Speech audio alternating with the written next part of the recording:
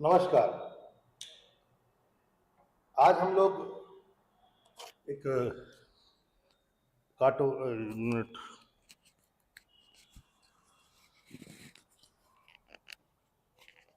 Sorry, मैंने mic नहीं लगाया। हाँ, तो आज हम लोग ये बजट पर जो इस बार आया है इस पर चर्चा करेंगे और बृहद परिप्रेक्ष्य में चर्चा करेंगे। हर चीज़ों को हम लोग देखेंगे और चूंकि ये पता है आप लोगों को कि इस बार का बजट फुल फेल बजट नहीं था, इसलिए आप इस बात को समझ सकते हैं कि बजट जो होगा वह बहुत लेंदी नहीं हो सकता। लेकिन चूंकि बहुत सारी चीज़ें ऐसी हैं, बहुत सारे स्टूडेंट ऐसे हैं जो पहली बार देख रहे हों, समझने में बहुत सारी परेशानी आ जाती है, इसलिए हर चीज़ को भी ध्यान में रख करके आगे बढ़ा जाएगा। चूंकि इस बजट को अंतरिम बजट कहा गया, अंतरिम इसलिए क्योंकि फुल फ्लेज नहीं था। मैंने जैसा कहा, इलेक्शन आने वाले हैं और बजट जब शुरू होता है तो कहीं ना कहीं एक बात से ही शुरू हुआ है। थोड़ा टेक्निकल फॉल्ट हो गया था। तो स्वतंत्र भारत का जो पहला बजट आया था वह खुद ब खुद अंतरिम बजट था। 7.5 महीनों का बजट पेश किया गया था पहली बार इंडिपेंडेंट इंडिया में, यदि मैं कहूं। और यह 26 नवंबर 1947 को पेश किया गया था। 15 अगस्त 1947 से लेकर के आप प्लस कर लीजिएगा 7.5 मंथ, वहां तक का बजट था। तो कोई ऐसा नहीं है कि अंतरिम बजट स्वतंत्रता के बाद से लेकर कई बार हो चुके हैं, इलेक्शन कभी हो जाए या शुरुआत जब हुआ था।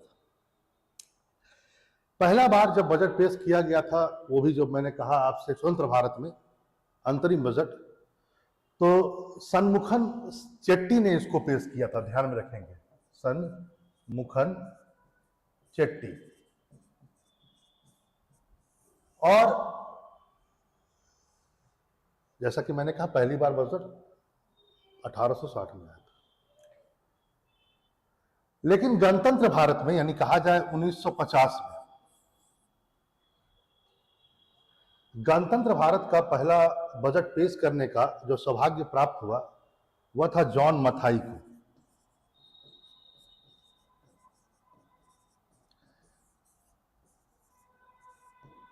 आप समझ सकते हैं। आज आप देखते होंगे कि बजट जो है वो हिंदी और इंग्लिश दोनों में ही आ रहा है, लेकिन पहले ऐसा नहीं था।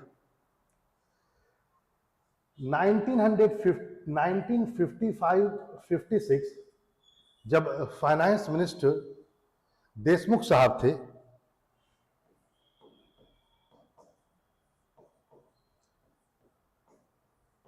तब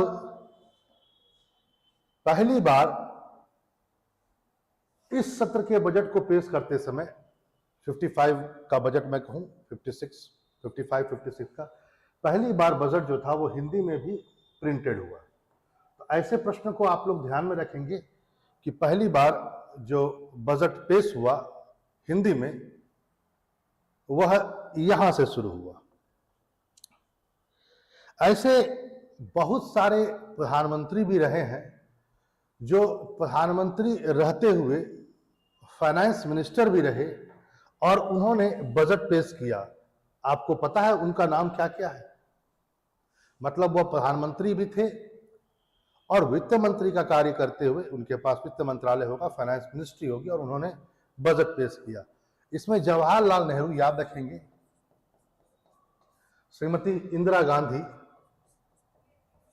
राजीव गांधी और आई.के. गुजराल, ये कुछ ऐसे प्रधानमंत्री हुए हैं भारत के जिन्होंने बजट भी पेश किया है। तो इसको आप ध्यान में रखेंगे। पहले बजट जो था वह फरवरी महीना के अंतिम दिन में माना जाता है। 28 फरवरी को बजट पेश किया जाता था। यह परंपरा नेहरू जी ने ही शुरू की थी। वर्ष है 1958 का। 1958-59 का वह बजट पेश कर रहे थे और मैं बता दूं उस समय वो फाइनेंस मिनिस्टर भी थे और उन्होंने इस परंपरा की शुरुआत की कि बजट जो है उन्होंने 28 फरवरी को पेश किया और उस समय से लेकर के बहुत लंबे समय काल तक कहा जाए तो बजट जो था वो 28 फरवरी के आसपास में आते रहा, उस समय से लेकर, मतलब उस परंपरा की शुरुआत 59 के बजट में होगा। लेकिन 2017-18 के बजट में इस परंपरा को खत्म कर दिया गया और बजट अब 1 फरवरी को पेश किया जा रहा है हर साल, ये आप जानते होंगे। तो ये भी एक बहुत ही रोचक तथ्य है, आप जान रहे हैं। एक बात यह भी जानें कि यह प्रश्न भी आया हुआ है और आपकी जानकारी में भी होना चाहिए कि ऐसे कौन कौन फाइनेंस मिनिस्टर रहे हैं जो आगे चल करके प्राइम मिनिस्टर बने। मतलब पहले फाइनेंस मिनिस्टर और बाद में वह क्या बन गए, पीएम बन गए। उसमें सबसे पहला नाम है मोरारजी देसाई का।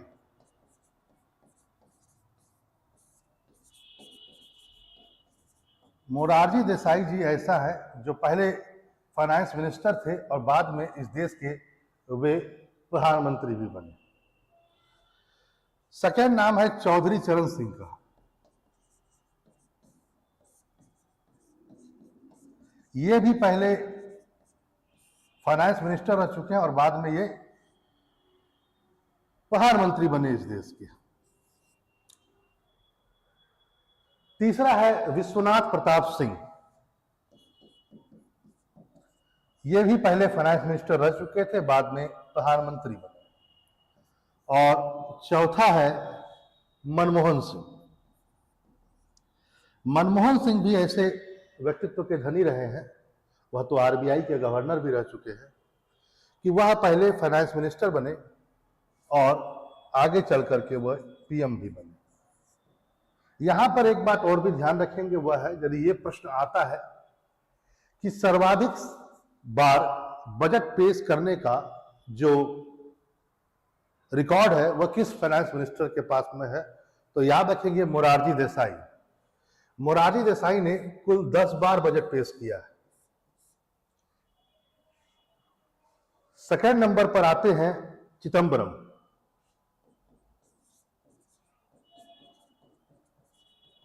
चिदम्बरम साहब ने लगभग 9 बार बजट पेश किया। और तीसरे नंबर पर आते हैं प्रणब मुखर्जी। इन्होंने 8 बार बजट पेश किया।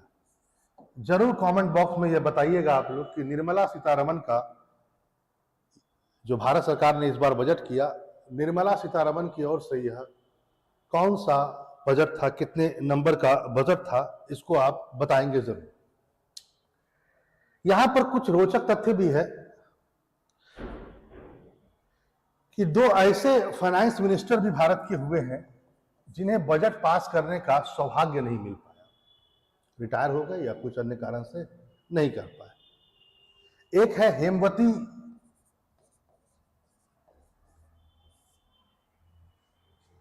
हेमवती नंदन बहुगुणा,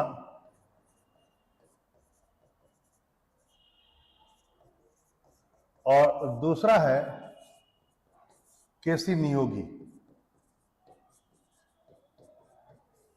ये 2 ऐसे फाइनेंस मिनिस्टर हुए जो कभी भी बजट को पेश नहीं कर पाए। एक रोचक तथ्य और आपके एग्जाम के पॉइंट ऑफ व्यू से भी बहुत इंपॉर्टेंट है।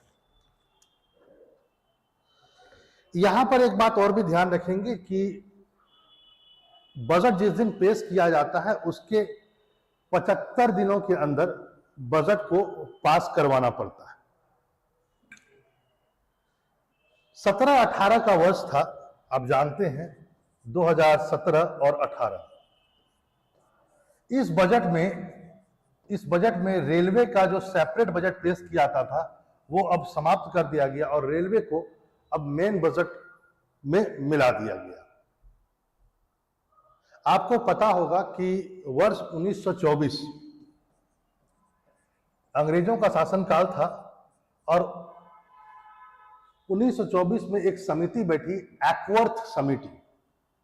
एक्वर्थ कमेटी या समिति, और इसी कमेटी की सिफारिश पर 1926 में रेलवे का बजट को सेपरेट कर दिया गया सामान्य बजट से 26 में, और 26 से लेकर यह परंपरा 2017 तक लगातार चलती रही। लेकिन अब यह परंपरा खत्म हो चुकी है, आपको सब पता है। कई बार आप लोग पढ़ते होंगे, और इस बार निर्मला सीतारमण ने बकायदा इस बात को अपने बजट में कहा है कि जेंडर बजटिंग पर बहुत ज्यादा फोकस किया गया है इस बार। मतलब हर विभाग, हर क्षेत्र, हर मिनिस्ट्री में विमेंस को ध्यान में रखकर मनी को अलॉट किया जा रहा है। तो जेंडर बजटिंग जो होता है,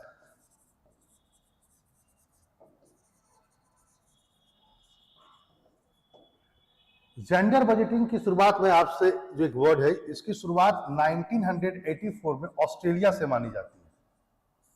इस बात को आप ध्यान में रखेंगे। एक और बजट आप पढ़ेंगे, बजट का एक वर्ड यूज किया था, जीरो बेस बजट। क्या है ये सब आगे वाले, जैसे जैसे हम लोग आगे क्लास में बढ़ेंगे तो मैं बताऊंगा। अभी फिलहाल आप देख लीजिए जीरो बेस बजट। भारत में इस परंपरा की शुरुआत राजीव गांधी ने की थी। राजीव गांधी के समय जीरो बेस बजटिंग की शुरुआत हुई थी 1987-88 के बजट में।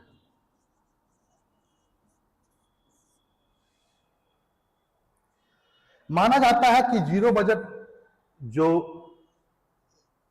बेस बजट है, इस कॉन्सेप्ट के जो जमदाता है ये है पियर पायर। बड़ा अच्छे तरीके से आप इस बात को समझ जाएं। पियर पायर एक व्यक्ति है जिनका संबंध इस जीरो बेस बजट से है, और जीरो बेस बजट के ये जन्मदाता हैं। और भारत में राजीव गांधी ने जीरो बेस बजट को इंप्लीमेंट किया था। एक बजट और भी आप सुनेंगे, आउटकम बजट।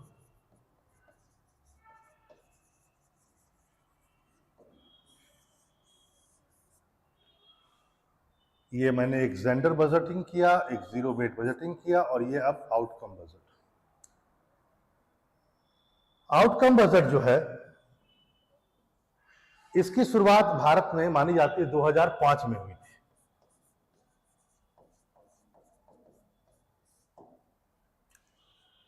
कुछ और बातें देखते हैं। ये तो बोलेंगे सर कि ये सब तो बहुत कुछ समझा, हम लोगों ने सुना हुआ है, तो कुछ और बातें भी सुने आप। मान लीजिए मंदी और बेरोजगारी का दौर चल रहा है, मंदी भी है और बेरोजगारी है।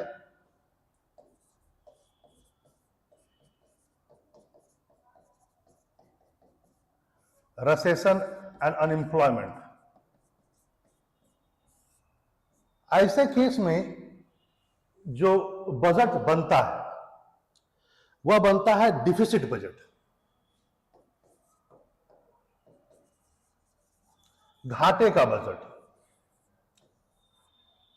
घाटे का बजट का मतलब यह हुआ कि जब आप इकोनॉमिक्स में पढ़ेंगे, कीन्स की थ्योरी है कि जब मंदी का दौर चल रहा हो तो सरकार को अपनी योजनाएं पीछे नहीं करनी चाहिए, बल्कि और ज्यादा पैसा मार्केट तक पहुंचाने की आवश्यकता है, ताकि एक लोगों के पास यदि पैसा पहुंचेगा तो वो डिमांड जनरेट करेंगे, और जब डिमांड जनरेट करेंगे तो इंडस्ट्रीज चल पड़ेगी। इंडस्ट्रीज चल पड़ेगी तो वो रोजगार क्रिएट करेंगे, लोगों को रोजगार मिलेगा, और धीरे धीरे जो भी देश आर्थिक मंदी या बेरोजगारी की समस्या से लड़ रहा हो वो निकल जाएगा बाहर। इसका मतलब मार्केट में पैसा यदि जाएगा तभी उससे आप बाहर निकल सकते हैं, रिसेशन और अनएम्प्लॉयमेंट से। तो यदि जब तक आप घाटे का बजट नहीं बनाइएगा तब तक पैसा मार्केट में कैसे जाएगा। आप हमेशा चाहिए कि बजट उतना ही बनाओ जितना मेरे पास पैसा है, तब तो आप निकल नहीं पाएंगे। आपको ज्यादा पैसा मार्केट में फ्लो करना है, इसलिए घाटे का बजट बनाना आपकी मजबूरी है। यदि ऐसे प्रश्न आते हैं कि रिसेशन और अनएम्प्लॉयमेंट के दौर में कैसा बजट बनाया जाता है, तो डिफिसिट बजट बनाया जाता है, इसको भी ध्यान रखेंगे। लेकिन यदि इन्फ्लेशन चल रहा है, यानी महंगाई, मुद्रास्फीति। यदि मुद्रास्फीति चल रहा हो तब आप कैसा बजट बनाएंगे? तो वैसी परिस्थिति में महंगाई बहुत ज्यादा है। महंगाई ज्यादा होने के कारण दो होता है। ऐसे तो संकल्पना एक ही है कि मार्केट में चीजें कम है और पैसा ज्यादा है, डिमांड ज्यादा है, चीजें कम है। डिमांड ज्यादा इसलिए है क्योंकि लोगों के पास कुछ पैसा है, अभी तो वो डिमांड कर रहे हैं। चीजें बहुत कम है, महंगा होते जा रहा है। तो डिमांड को कैसे कम किया जाए? तो डिमांड को कम तभी कर सकते हैं जब आप पैसे को सोख लें, एब्जॉर्ब कर दें लिक्विडिटी को, यानी तरलता को। मार्केट से कुछ पैसा, मार्केट में उतना पैसा छीटने की जरूरत नहीं, थोड़ा कम किया जाए एकदम। तो ऐसी परिस्थिति में आप घाटे का बजट नहीं बनाएंगे, इसका उल्टा बनाएंगे, सरप्लस।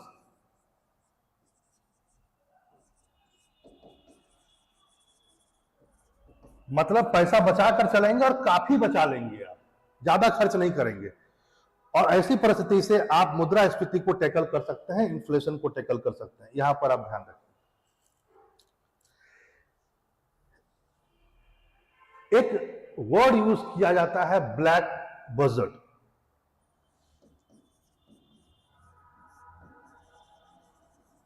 भारतीय इतिहास में एक बजट को ब्लैक बजट भी कहा जाता है।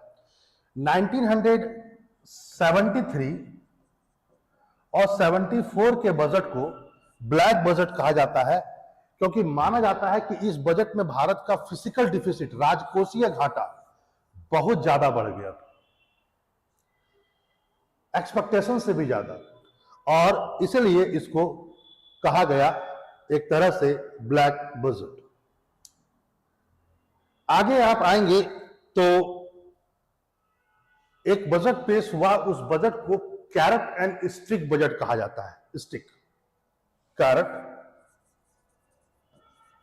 And stick budget.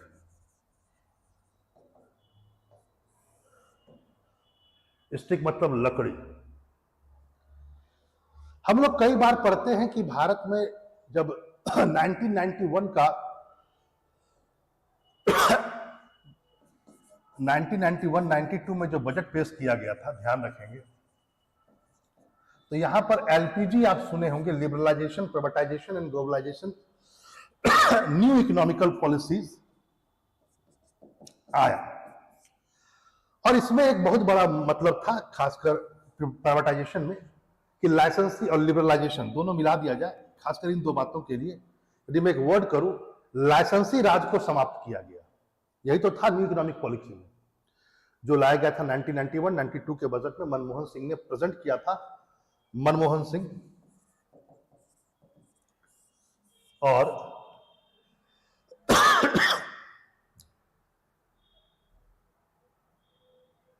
PV Narasimha Rao उस समय प्रधानमंत्री थे। लेकिन माना जाता है कि लाइसेंसी राज की समाप्ति का जो फर्स्ट स्टेप उठाया गया था वो 1991-92 के बजट में नहीं था, बल्कि 86-87 के बजट में था। 1986-87 यहीं से लाइसेंसी राज की समाप्ति की शुरुआत हो गई थी। और वीपी सिंह, विश्वनाथ प्रताप सिंह उस समय फाइनेंस मिनिस्टर थे। और इसी बजट को कहा जाता है कैरेट एंड स्टिक बजट, जहां से लाइसेंसी राज की समाप्ति की शुरुआत। 1991-92 के बजट को, जहां से न्यू इकोनॉमिकल पॉलिसी शुरू हुई, इस बजट को क्या कहा जाता है, इसको भी ध्यान में रखना जरूरत है। इसको कहा था इपोकल बजट, इपोकल या इपोकल बजट।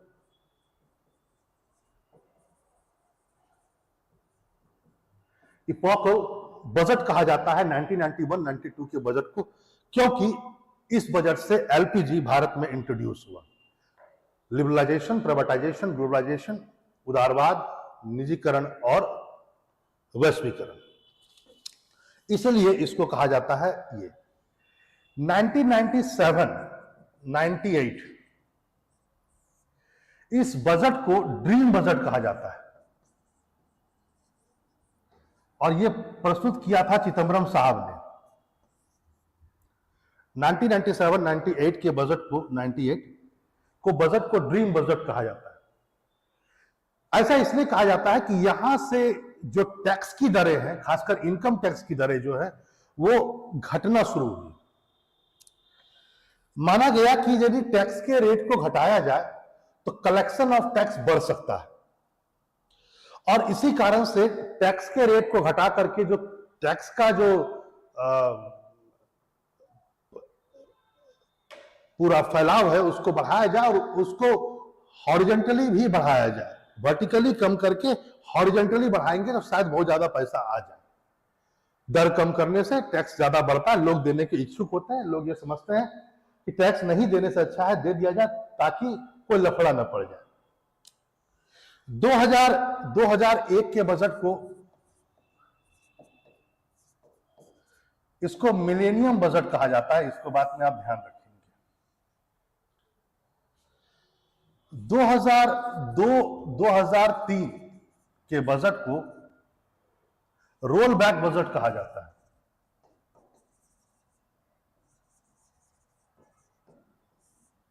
रोल बैक बजट, क्योंकि इस बजट में जितनी बातें कही गई थी उसमें से बहुत सारी चीजों को सरकार ने वापस ले लिया और सरकार ने कहा कि हम इन सब चीजों को नहीं करेंगे। तो यहां पर ध्यान रखेंगे रोल बैक बजट किस बजट को कहा जाता है, 2002-2003, क्योंकि बहुत सारी चीजों को वापस लिया गया। मिलेनियम बजट कहा जाता है 2000-2001 को। इपॉकल बजट कहा जाता है, ध्यान रखेंगे आप लोग, 91-92 के बजट को जो इकोनॉमिकल पॉलिसी आया था। 1997-98 के बजट को ड्रीम बजट कहा जाता है, चिदम्बरम साहब थे, यहीं से टैक्स का रेट कम होना शुरू हुआ था। कैरेट एंड स्टिक बजट कहा जाता है 1986-87 के बजट को, उस समय वीपी सिंह हमारे फाइनेंस मिनिस्टर थे, और माना जाता है कि यहीं से लाइसेंसी राज की समाप्ति शुरू हुई थी। एक बात और भी है, निर्मला सीतारमण 2020-2021 का जब वो बजट पेश कर रही थी तब उन्होंने कहा था once in a century budget. Okay,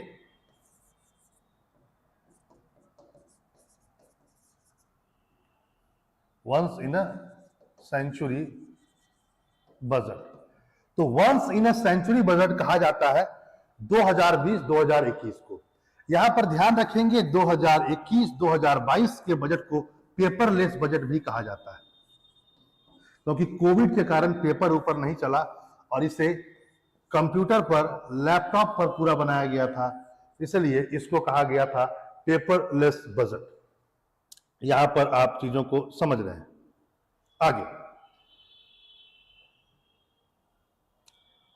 आगे आप देखेंगे एक बात और भी, वो यह है कि जैसा कि बजट पर बहुत सारी बातें मैंने आपसे कही, अभी कुछ बातों को और भी धीरे धीरे हम लोग जैसे जैसे करीब पहुंचेंगे तो मैं इस बजट को भी बहुत डिस्कस करूंगा, लेकिन यहां पर आने से पहले कुछ बातों को आपको और कह देते हैं। बजट में 3 इयर्स का स्टेटमेंट होता है।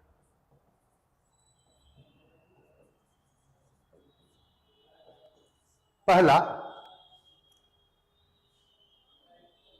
जो पिछला साल का एक्चुअल बजट, यदि एक तरह से कहा जाए पिछले वित्तीय वर्ष का, पास्ट ईयर का एक्चुअल बजट, ठीक है,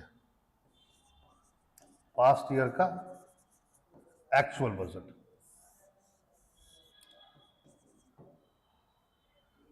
एक तो ये होता है। दूसरा, जो करंट ईयर है उसका रिवाइज बजट, संशोधित बजट, ये 2 होता है। और तीसरा, जो आने वाला समय होता है उसका एस्टिमेट बजट, अनुमानित बजट। यदि आप हमसे कहेंगे कि सर अनुमानित बजट हमें समझ में नहीं आया, सर इसका मतलब हुआ अभी जो बजट पेश किया गया वो 2024-2025 के लिए किया गया, ये आने वाले समय के लिए अनुमान है, इसको एस्टिमेट बजट कहते हैं। उसी में एक बात और भी होता है, 2023 और 2024 जो करंट ईयर है, क्योंकि फाइनेंशियल ईयर जो होता है वो फरवरी होता है, तो जो करंट ईयर हुआ 2023-2024 उसमें रिवाइज्ड होता है।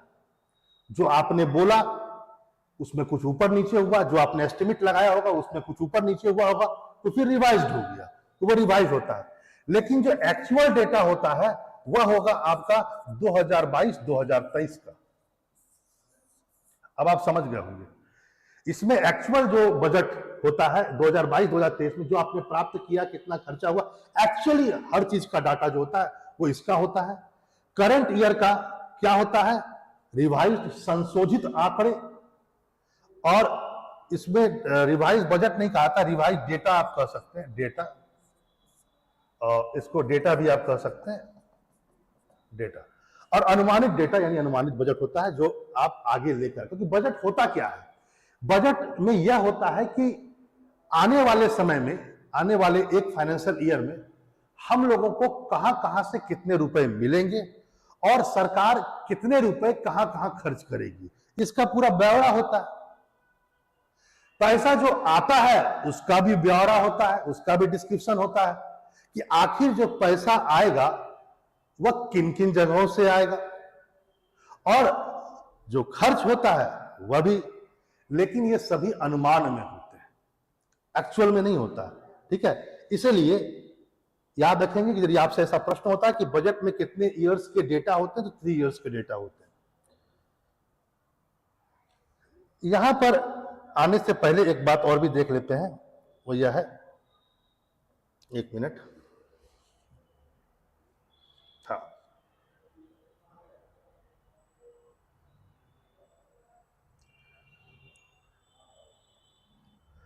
देखिए कुछ बातों को और जान लेना अच्छा है, इसको भी देख ही लेते हैं। आपने पॉलिटी में पढ़ा होगा या इकोनॉमिक्स में भी कई बार पढ़ा होगा, सरकार के पास 3 प्रकार के कोष, सरकारी कोष होते हैं। जरा देखिए, फंड जिसको आप बोलते हैं, यह जानना बहुत जरूरी है बजट पर आने से पहले। एक होता है कंसोलिडेटेड फंड, कंसोलिडेटेड फंड, संचित निधि।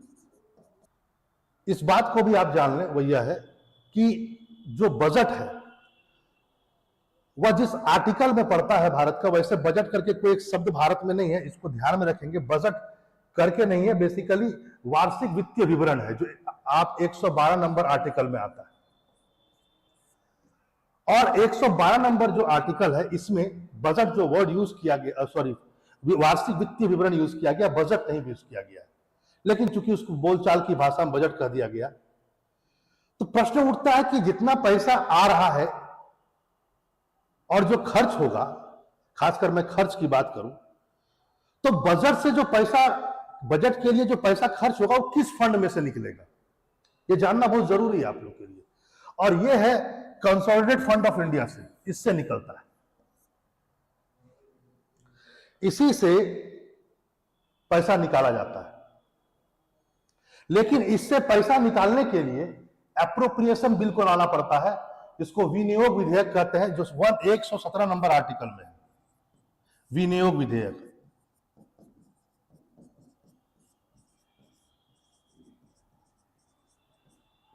Appropriation bill.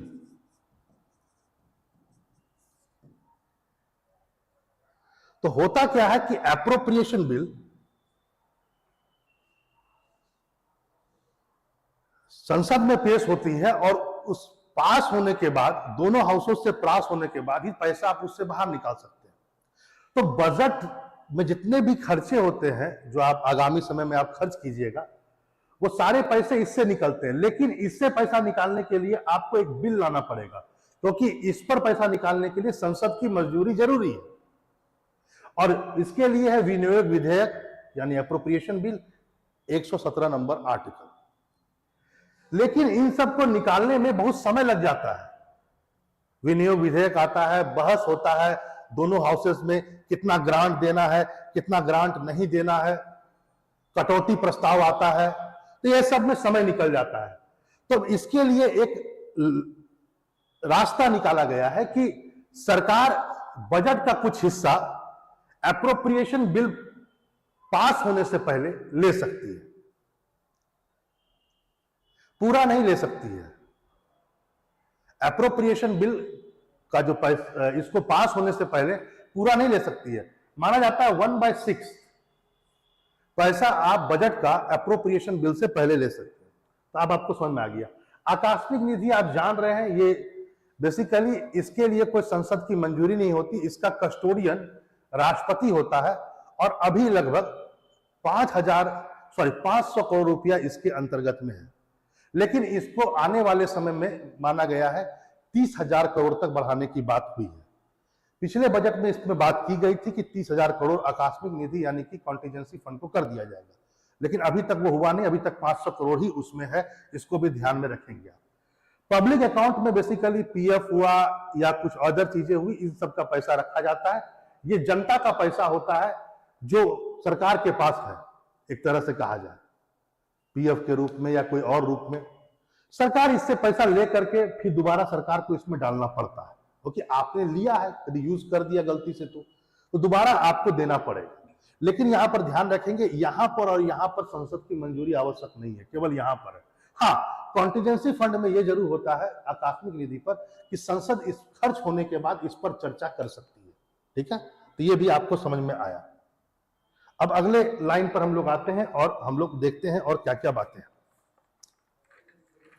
चलिए अब आते हैं इस बार के बजट पर, कुछ हम लोग बातों को देखते हैं और क्या है बजट जरा देखा जाए इस बार का। एक मिनट मैं देख लूं।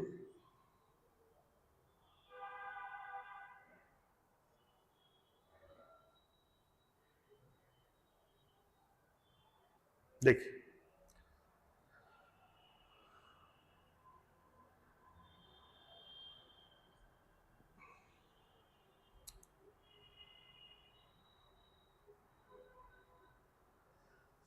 यहां पर ध्यान देंगे, इस बार का जो बजट है, यदि मैं सिंपल कहूं कि कुल व्यय यानी टोटल एक्सपेंडिचर जो इस बार का बजट का है, वह लगभग है, ये करोड़ में है, ध्यान रखेंगे, इकाही दाही सैकड़ा हजार 10,000 लाख 10 लाख 47,65,768 4765768 लाख करोड़ रुपीस, इतना करोड़ का इस बार का बजट है। देखिए, आपके पास जितना रुपए होगा आप उतना ही खर्च करेंगे। यदि आपसे कोई पूछे कि यदि बजट इतने का है तो एक्सपेंडिचर, यदि आपसे कोई पूछे, एक मिनट इसको थोड़ा मैं बड़ा भी कर लूं ताकि हो सकता है आप लोगों तक ये ना पहुंच रहा हो, देख लीजिए। यदि कोई आपसे पूछे कि यदि बजट इतने का है 47,65,000 करोड़ रुपीस का यदि बजट है, तो कितना पैसा सरकार के पास आएगा और कितना खर्च होगा? सर, आएगा भी इतना और खर्च भी इतना ही होगा। ऐसा नहीं होता है कि कुछ भी आप बोल दीजिए। यह बात अलग है कि आप जो आ रहा है इतना शायद ना हो, आपको उधारी लेना पड़े, और इसी सब के लिए कुछ वर्ड यूज किया जाता है, ध्यान रखेंगे आप। क्या है ध्यान, जरा देखिए क्या क्या आपको ध्यान में रखना है। इन सब चीजों को अब आपको हम दिखाते हैं।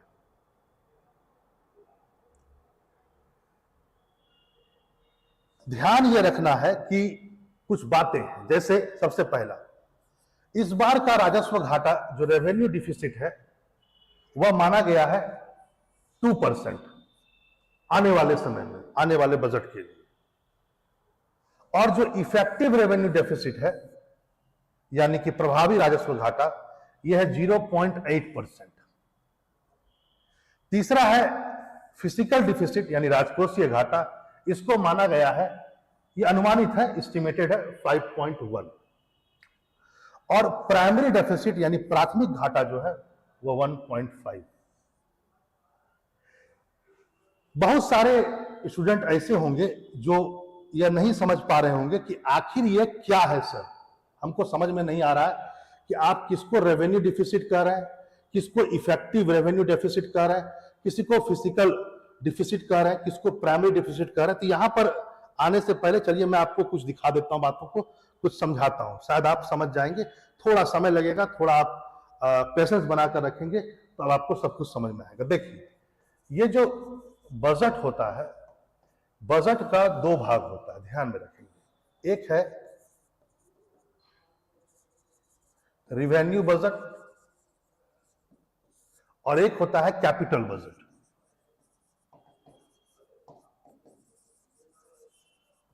राजस्व बजट और पूंजीगत बजट। राजस्व बजट में भी दो भाग में डिवाइड किया जाता है। एक राजस्व प्राप्तियां, रेवेन्यू रिसिप्ट, राजस्व प्राप्तियां, और दूसरा है राजस्व रेवेन्यू एक्सपेंडिचर यानी राजस्व व्यय। बजट ऐसे ही बनाया जाता है। राजस्व प्राप्तियां में क्या आता है जरा देखिए, जिनको नहीं समझ में आता है समझिए पहले, तभी आप उन सब घाटों को आप समझ सकेंगे, नहीं तो नहीं समझ सकेंगे। जो रेवेन्यू रिसिप्ट होता है, राजस्व प्राप्तियां होता है, उसमें होता है एक तो टैक्स रेवेन्यू,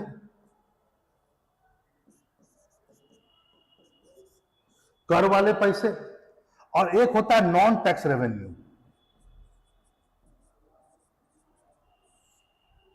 दो टैक्स रेवेन्यू भी दो भाग में डिवाइड है, एक है डायरेक्ट टैक्स और एक है इनडायरेक्ट टैक्स। अप्रत्यक्ष कर और प्रत्यक्ष कर। यहां पर आने से पहले जरा इस बात को समझें कि रेवेन्यू बजट में उन सब चीजों को रखा जाता है जिससे को खर्च करने के बाद न तो हमारा कोई एसेट बनता है, न कोई संपत्ति का निर्माण होता है, हॉस्पिटल बन गए, कॉलेज बन गए, या कुछ हो गया हो, मिसाइल। रेवेन्यू याद रखेंगे हमेशा कि रेवेन्यू बजट में से न तो कोई एसेट बनता है न और न ही हमारी कोई देनदारी बढ़ती है। ऐसा नहीं है कि रेवेन्यू बजट एक्सपेंडिचर और ये दोनों में ऐसा नहीं होता कि हमें किसी को देना होता है पैसा, ना हमारे भविष्य में किसी को देना हो, ऐसा बिल्कुल नहीं है। रेवेन्यू बजट में हमेशा एक बात ध्यान रखेंगे, वो यह है कि रेवेन्यू बजट में चाहे वो आप रेवेन्यू रिसिप्ट हो यानी पैसा आने वाला हो या पैसा जाने वाला हो इस अकाउंट से, इससे न तो कोई एसेट का निर्माण होता है, न आने वाले समय में हमें किसी को देना होता है, एकदम कुछ नहीं। तो इस बात को कोई लायबिलिटी नहीं होती कि हमको किसी को पैसा देना है। उन सब चीजों को इसमें रखा जाता है, दोनों मिलाकर के। आप समझेंगे इस बात को। जैसे देखिए, मैं आपको बताऊंगा, जब मैं एक्सपेंडिचर में आऊंगा तब आप समझ जाएंगे। देखिए, डायरेक्ट टैक्स और इनडायरेक्ट टैक्स। टैक्स रेवेन्यू में जब हमने बोला, सॉरी, रिसिप्ट, रेवेन्यू रिसिप्ट में दो तरीके का होता है, एक टैक्स रेवेन्यू, एक नॉन टैक्स रेवेन्यू।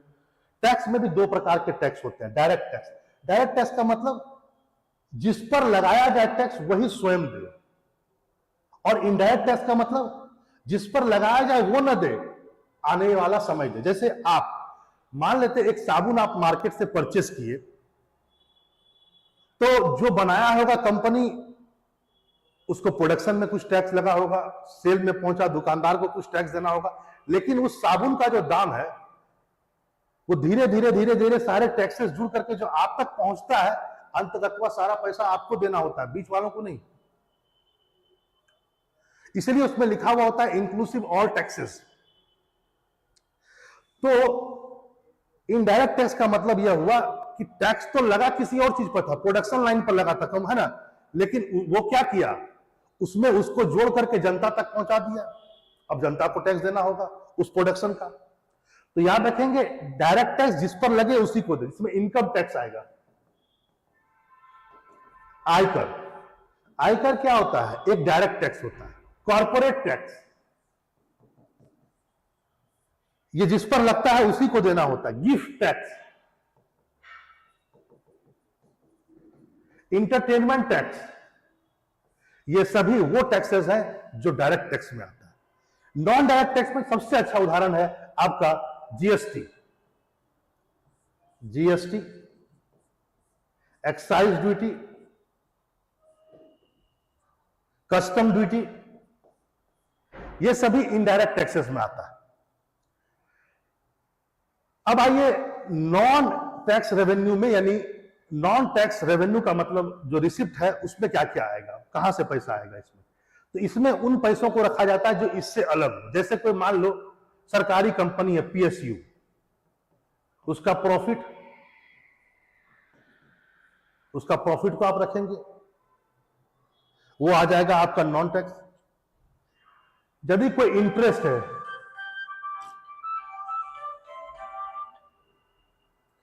आपने किसी को पैसा दिया और वह उसका इंटरेस्ट दे रहा है आपको, स्टेट गवर्नमेंट को दिया हो या किसी को दिया हो, तो जो इंटरेस्ट होता है वो भी तो सरकार तक पहुंच रहा है, तो वह नॉन टैक्स रेवेन्यू में आता है। सरकार कुछ हो सकता है फी या चार्जेस लगाती हो कोई चीज पर, कोई चीज करने के लिए सरकार हो सकता है आपसे फी लेती हो, कुछ चार्जेस लेती हो, ये सब किस में आएगा, ये सब भी नॉन टैक्स रेवेन्यू में आता है। तो याद रखेंगे टैक्स रेवेन्यू जो होता है वो दो प्रकार का है, आपने देख लिया, डायरेक्ट इंडायरेक्ट।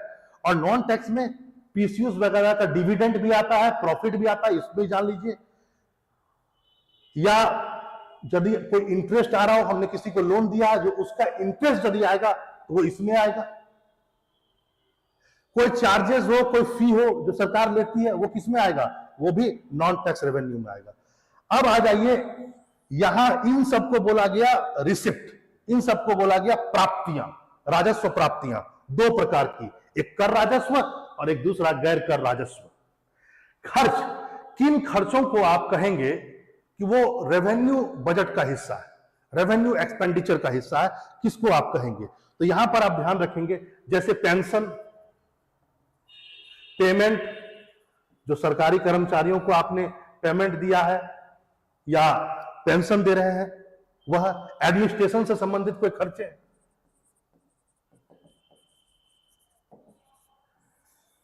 एडमिनिस्ट्रेशन से संबंधित जो खर्चे हैं वह भी इसमें आएगा।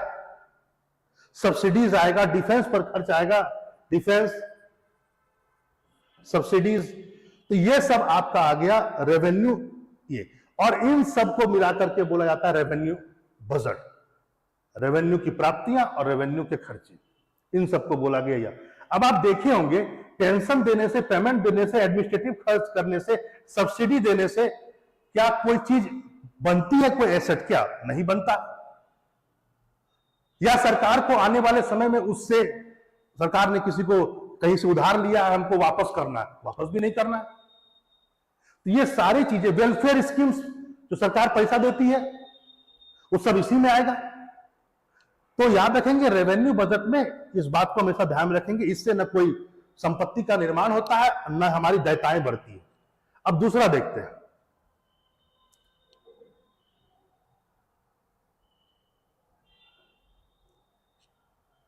अब दूसरा देखिए यहीं पर। अब है कैपिटल बजट। कैपिटल बजट में भी आ जाएगा कैपिटल रिसिप्ट और कैपिटल एक्सपेंडिचर, पूंजीगत प्राप्तियां और पूंजीगत व्यय। पूंजीगत प्राप्तियां किसको किसको आप कहेंगे, ध्यान से सुनिए। पूंजीगत प्राप्तियों में जैसे मान लेते हैं आपने किसी से उधार लिया, चाहे इंटरनल हो, वह भी इसी में रखा जाता। पता चला कि सरकार ने अपनी कुछ परिसंपत्ति को बेच दिया, वैसे मान लेते हैं कुछ शेयर्स उसने ओएनजीसी के बेचे, कुछ कंपनी के और शेयर बेच दिए, कोल इंडिया के शेयर बेचे, अपना हिस्सा कुछ बेचा, जनता तक पहुंचाया, इसको डिसइन्वेस्टमेंट कहा जाता है। और डिसइन्वेस्टमेंट जो होता है वो बेसिकली कैपिटल रिसिप्ट का ही भाग होता है, इसको भी आप जान लेंगे। अगला पॉइंट, कैपिटल रिसिप्ट में एक बात और भी देख लीजिए, जैसे आपने किसी को उधार दिया है तो उधार की वापसी,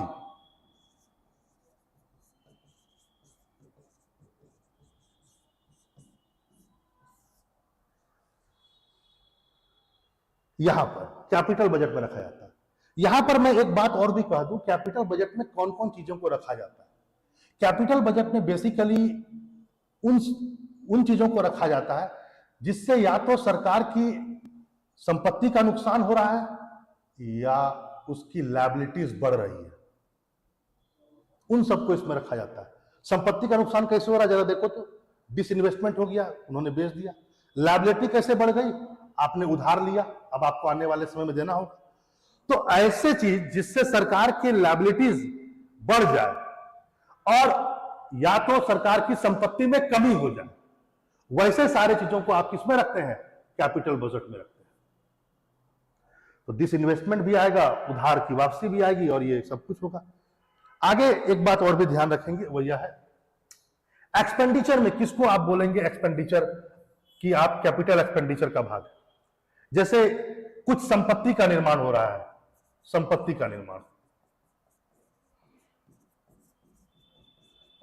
जैसे मान लो इंफ्रास्ट्रक्चर, फैक्ट्रीज, हॉस्पिटल, या आप मान लो स्कूल कॉलेजेस,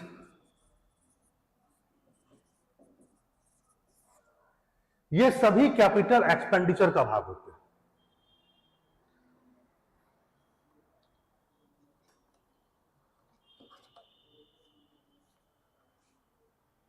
दूसरा पॉइंट, कैपिटल एक्सपेंडिचर में दूसरा पॉइंट होता है जो पैसा आपने उधार लिया, ध्यान से सुनिएगा, जो पैसा आपने मान लो यहां से उधार लिया तो उसका इंटरेस्ट देना पड़ेगा कि नहीं देना पड़ेगा, इसका इंटरेस्ट, तो इसको भी कैपिटल एक्सपेंडिचर में रखा जाता है। तीसरा पॉइंट, आपने किसी को उधार दिया और उसने आपने किसी से उधार लिया, मान लो मैंने विश्व बैंक से उधार लिया और आज मैं उसको सारा पैसा वापस कर रहा हूं। शुरुआत में कुछ दिन तक मैंने उसको केवल इंटरेस्ट दिया और आज मैं उसका मूलधन वापस कर रहा हूं, तो वो किस में रखा जाएगा, वो भी कैपिटल एसेट में रखा जाएगा, कैपिटल एक्सपेंडिचर में, उधार की वापसी।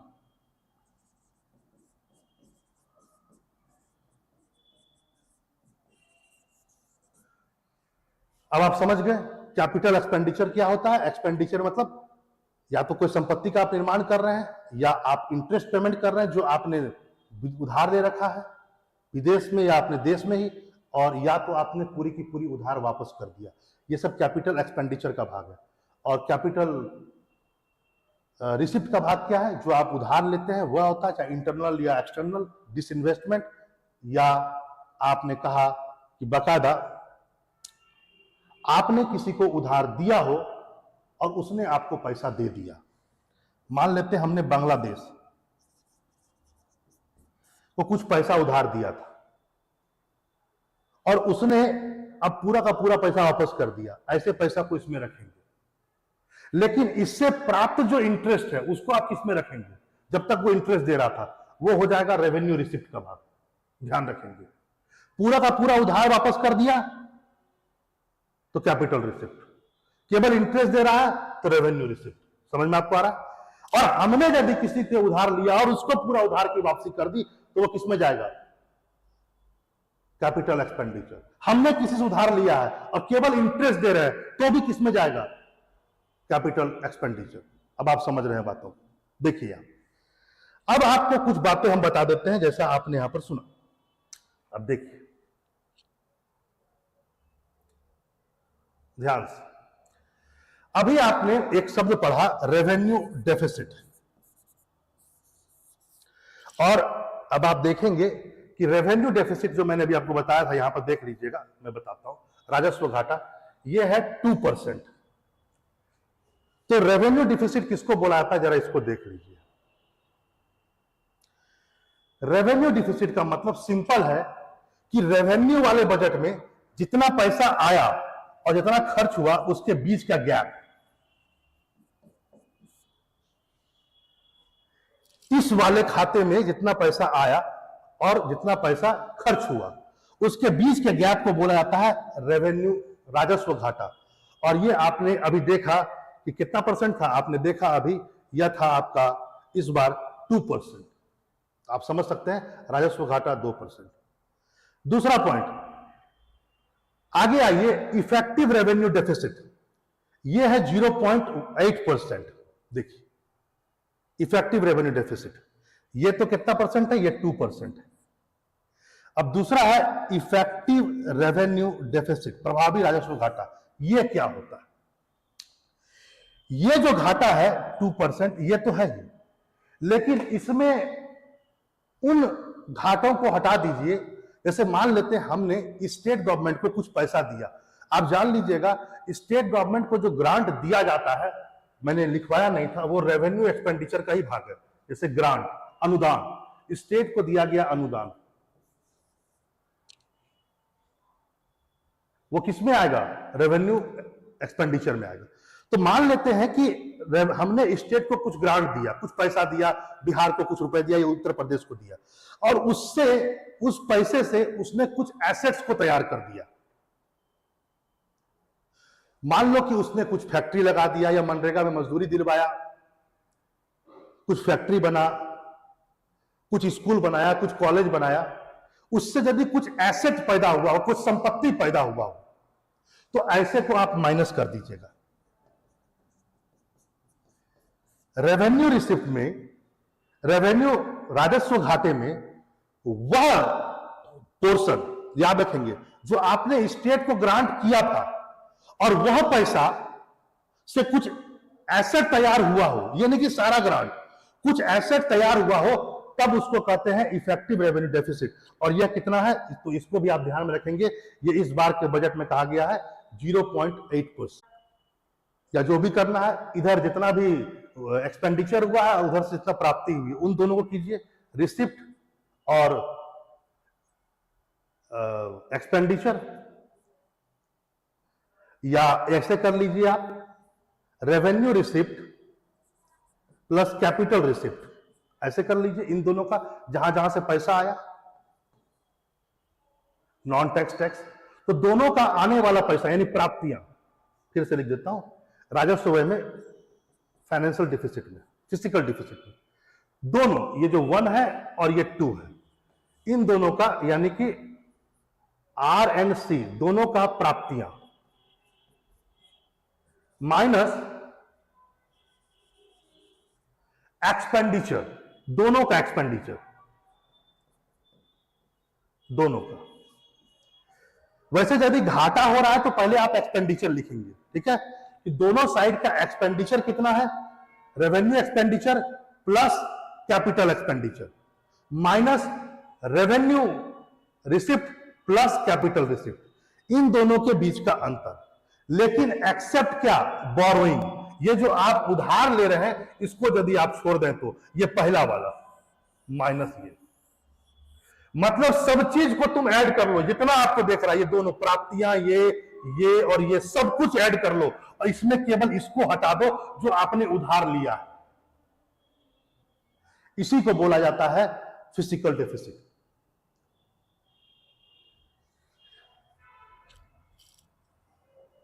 एक मिनट,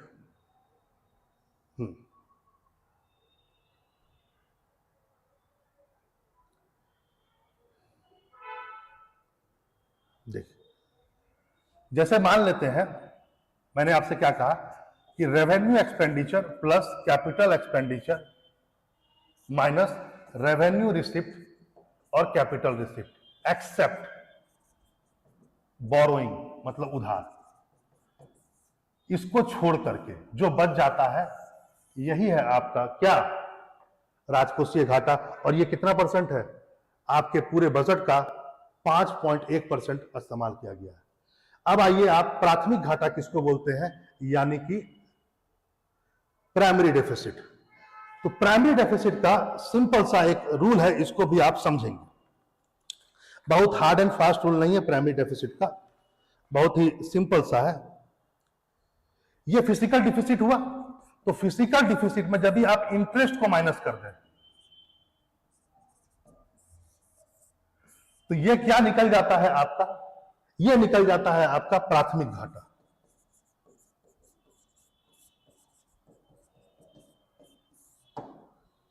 इंटरेस्ट, कौन सा इंटरेस्ट सर? मान लो इंटरेस्ट का मतलब क्या है, अभी आपका, मैंने जो आपको फिजिकल डिफिसिट कहा, जरा गौर करना, 5.1 है फिजिकल डिफिसिट, ठीक है, और 1.5 है प्राथमिक घाटा यानी कि प्राइमरी डिफिसिट 1.5। दोनों के बीच बहुत अंतर है। क्या है समझिए इस बात को। इंटरेस्ट का मतलब हुआ आपने जो उधार लिया है विश्व से या अपने देश में से, उसका आपको इंटरेस्ट हर बार चुकाना पड़ेगा, और जो आप इंटरेस्ट चुकाते हैं वह फिजिकल डिफिसिट में आता है। फिजिकल डिफिसिट में सब चीज आएगा, केवल क्या नहीं आएगा, वो जो आपने उधार ले रखा है वो केवल माइनस होगा। इंटरेस्ट तो आएगा ही जो आप एक्सपेंडिचर कर रहे हैं, कैपिटल एक्सपेंडिचर का जो भाग है, वो जो कैपिटल एक्सपेंडिचर का जो इंटरेस्ट भाग है जो आप देते हैं बार बार, लोन जो आपने लिया है उसको आप घटा दीजिए, तब नहीं घटा। और ये जितना ज्यादा हो उतना अच्छा है। किसके कंपेयर में? Physical deficit. फिजिकल डिफिसिट मान लो 5.1 है, और वह कितना था जरा देख लेते हैं एक बार, मुझे ध्यान नहीं है, 1.5। 1.5। इसका मतलब क्या हुआ? इसका मतलब तो यही ना हुआ कि सिंपल सा बात है कि आपने बहुत पैसा उधार ले रखा है, तभी आपको ज्यादा ये लो है, क्योंकि इंटरेस्ट माइनस है। यदि मान लो यहां पर 2.5 होता तो आप क्या कहते? अब आपको कम इंटरेस्ट देना पड़ रहा है। यदि ये 3.5 होता तब क्या होता? तब आप कहते ये जो इंटरेस्ट है ये और कम होता जा रहा है। आखिर आप इंटरेस्ट पेमेंट किस चीज का कर रहे हैं? पिछली सरकार या जो पिछले वर्ष में आपने जो उधार ले रखा है उसका आप इंटरेस्ट पेमेंट करते जा रहे हैं। तो जितना ये कम होगा इसका मतलब है कि आपको बहुत ज्यादा इंटरेस्ट देना पड़ रहा था, तभी तो आपका 5.1 हो रहा है। जितना ये फिजिकल डिफिसिट के करीब होता जाएगा इसका मतलब है आपको इंटरेस्ट कम देना पड़ता था, यानी आपने पुराने जमाना में कम पैसा ले रखा है, या तो आपने धीरे धीरे इंटरेस्ट पूरा दे दिया। इसका मतलब यही ना हुआ। तो एक बात ध्यान रखेंगे हमेशा, प्राथमिक घाटा ही एक ऐसा घाटा है जो जितना ज्यादा हो उतना अच्छा है। इसका मतलब आपके ऊपर देनदारी नहीं है ज्यादा, इसका आप इंटरेस्ट दे रहे हैं, ठीक है, इसको भी आप समझेंगे। चलिए यहां तक तो हम लोग आ ही गए, अब आगे हम लोग बढ़ते हैं और देखते हैं चीजों को। 1 मिनट, इस बार के बजट को।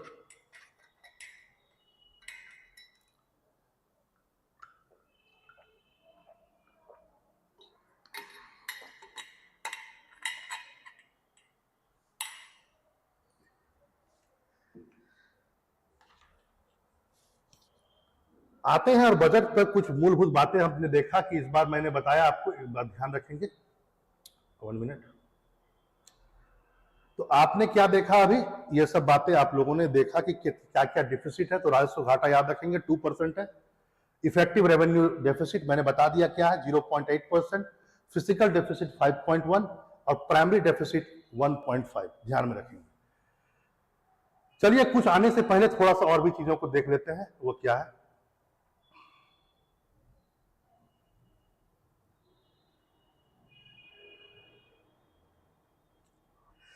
इस बार के बजट में जो बोला गया है कि पैसा सबसे ज्यादा खर्च कहां पर हो रहा है, जरा देखेंगे। ये सब आ सकता है आपके सिलेबस में, ध्यान में रखेंगे। वो यह है कि सबसे ज्यादा पैसा खर्च हो रहा है पेंशन में, नंबर 1। 1 मिनट, नहीं, सबसे ज्यादा हो रहा है डिफेंस में। डिफेंस में 1 मिनट, हाँ ऐसे कर देते हैं, है ना। यदि आप पैसे पर आएंगे तो आप गौर करेंगे कि ये 1 दहाई सैकड़ा हजार 10,000 लाख 4,54,000 करोड़ रुपया खर्च हो रहा है केवल और केवल डिफेंस पर। तो नंबर 1 कौन है? सबसे ज्यादा आपको आ सकता है, सबसे ज्यादा पैसा किस डिपार्टमेंट में या किस कंपोनेंट में सबसे ज्यादा पैसा खर्चा हो रहा है? तो डिफेंस में। सेकेंड नंबर पर आप आएंगे तो आपको मिलेगा पेंशन। सेकेंड में आप देखेंगे तो आपको मिलेगा पेंशन। थर्ड में आप देखेंगे तो आपको मिलेगा फूड। तीसरा नंबर पर क्या है? फूड में 2 लाख से ऊपर, ठीक है। उसके बाद जब आप आगे बढ़ेंगे तब आपको मिलेगा कि फर्टिलाइजर 4th नंबर पर है, ठीक है। इस पर भी आप देखते हैं सबका। ऐसा भी प्रश्न पूछा जा सकता है आपको कि सरकार इस बार स्वास्थ्य पर कितना खर्च करना बजट में कही है, देख सकते हैं 90,000 से ऊपर करोड़ रुपए का खर्च कर रही है। ब्याज अदायगी पर खर्च कितना सरकार कर रही है तो आप देख सकते हैं वह है 1,39,000 करोड़ रुपया के आसपास सरकार खर्च कर रही है। किसमें? ब्याज अदायगी यानी इंटरेस्ट पेमेंट पर। तो ये सब कुछ चीजें हैं, इसको आप ध्यान में रखेंगे और आप बाकायदा लिख लीजिएगा जो मैंने कहा। इससे ज्यादा आप इसमें न देखें। आगे आते हैं बजट के बारे में। जैसा मैंने कहा 2037 तक बोला गया है कि बजट को हम लोग कर देंगे ये। अब देखिए यहां पर कुछ बातें इन्होंने कहा है, जरा देखा जाए। वो यह है, देखिए बजट में क्या क्या मूल बातें कही गई, इस पर जरा चर्चा कर लेते हैं। एक तो यह कहा गया कि सबका साथ, सबका विकास, सबका प्रयास से 2047 तक भारत को विकसित देश बनाना है। जो कुछ महत्वपूर्ण बातें की गई उसमें यह कहा गया कि डीपीटी से लगभग भारत ने 37 लाख करोड़ रुपया के आसपास बचा लिया है। सॉरी 37 नहीं, 2.7 लाख करोड़ रुपीस के आसपास बचाए। पहले तो यह बात जान लीजिए कि जो डायरेक्ट बेनिफिट ट्रांसफर है यह भारत में पहली बार कब आया था, इसको भी आप ध्यान में रखेंगे। माना जाता है 1 जनवरी 2013, 1 जनवरी 2013 के आसपास में डायरेक्ट बेनिफिट ट्रांसफर शुरू हुआ था। आज के तारीख में लगभग सारे मंत्रालय जितने भी हैं उसमें यह काम कर रहा है, ऐसे तो माना जाता है। और लगभग कहा गया कि 300 से ऊपर इतनी योजनाएं हैं भारत में जिसका लाभ सीधे डायरेक्ट बेनिफिट ट्रांसफर के थ्रू जनता के खाते पर पहुंचता है। इस पर कुछ और बातें भी कहेंगे, जो स्पीच में उन्होंने बातें कही है उस पर भी हम लोग आएंगे और बात करेंगे। यहां पर कुछ बातें और भी कहा गया है, जरा देखा जाए। वो यह है, यहां पर जो इन्होंने बात कही वो यह कहा, एक तो इन्होंने कहा कि 25 करोड़ से ऊपर लोग बाहर निकले हैं मल्टी डायमेंशनल पॉवर्टी से। कितने करोड़? बजट में यह कहा गया कितने करोड़? 25 करोड़ के आसपास लोग बाहर निकले हैं मल्टी डायमेंशनल पॉवर्टी से। 2022-23 का आंकड़ा के अनुसार यहां पर दिया हुआ है कि percentage population who is multi dimensional poor, माना गया है कि 2022-23 में 11.3% है। इसको मैं बड़ा कर दूं, आप देख सकते हैं, देखिए 11.3%। ये 11.3% माना जा रहा है, इतने लोग मल्टी डायमेंशनल पॉवर्टी से बाहर निकले। यहां पर कुछ बातों को आप जान लीजिएगा। वो यह है कि एक रैंक, एक इंडेक्स भी आता है, मल्टी डायमेंशनल पॉवर्टी इंडेक्स। पुराना डेटा है 2021 का है, लेकिन यह सितंबर में आया था 2023 में, तो मेरे ख्याल से यही डाटा चलेगा अभी तक। तो मल्टी डायमेंशनल पॉवर्टी इंडेक्स में यदि कहा जाए तो भारत का जो स्थान है वह 66 नंबर रैंकिंग पर है। ओके, इससे नया नहीं आएगा। 2023 आपके एग्जाम के पॉइंट ऑफ व्यू से ये लेटेस्ट डाटा है, 2021 में के हिसाब से वो डाटा लिया गया और छपा है इस बार। यहां पर ध्यान रखेंगे कि जो मल्टी डायमेंशनल पॉवर्टी इंडेक्स होता है ये बेसिकली ऑक्सफोर्ड और HDI, Oxford and HDI, human develop index या ह्यूमन डेवलपिंग इंडेक्स और ऑक्सफोर्ड, ये दोनों मिलकर के निकालती है वैश्विक स्तर पर। बात ध्यान समझें, भारत में भी निकाला जाता है राज्यों के लिए। भारत में जो राज्यों के लिए निकालता है वो नीति आयोग निकालता है।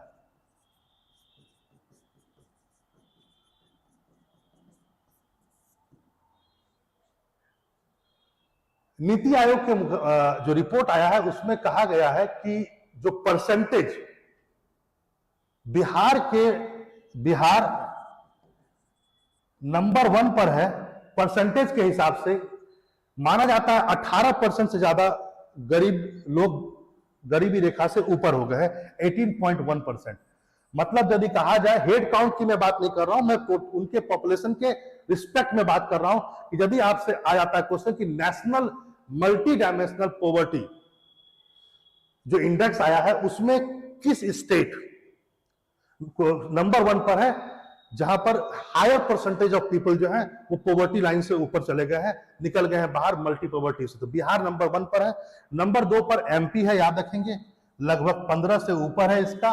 और थर्ड नंबर पर यूपी है, 14 से ऊपर है इसका आंकड़ा 14.8। हेड काउंट में यदि कहा जाए कि सर्वाधिक व्यक्ति गरीबी रेखा से या मल्टीपल बहुयामी गरीबी सूचकांक से जो बाहर निकले हैं हेड काउंट में, तब नंबर 1 पर आ जाएगा उत्तर प्रदेश। परसेंटेज के हिसाब से बिहार, इसको आप ध्यान में रखेंगे। यहां पर यह भी ध्यान रखेंगे, जब मैंने बात आपसे कहा था कि ऑक्सफोर्ड और ये, तो यदि भारत सरकार ने भी जो अपना मापदंड रखा है मल्टी डायमेंशनल पॉवर्टी इंडेक्स निकालने का, वो वही इंटरनेशनल लेवल के मापदंड है जो ऑक्सफोर्ड और ह्यूमन डेवलपमेंट इंडेक्स दोनों मिलकर के तैयार करता है। इसमें 3 चीजों को रखा जाता है। पहला है जीवन, खासकर जीवन प्रत्याशा 1 नंबर। दूसरा है स्वास्थ्य, 1 मिनट फिर से करते हैं।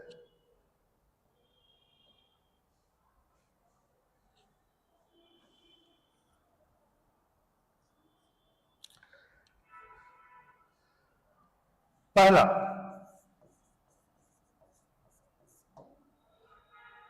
जीवन,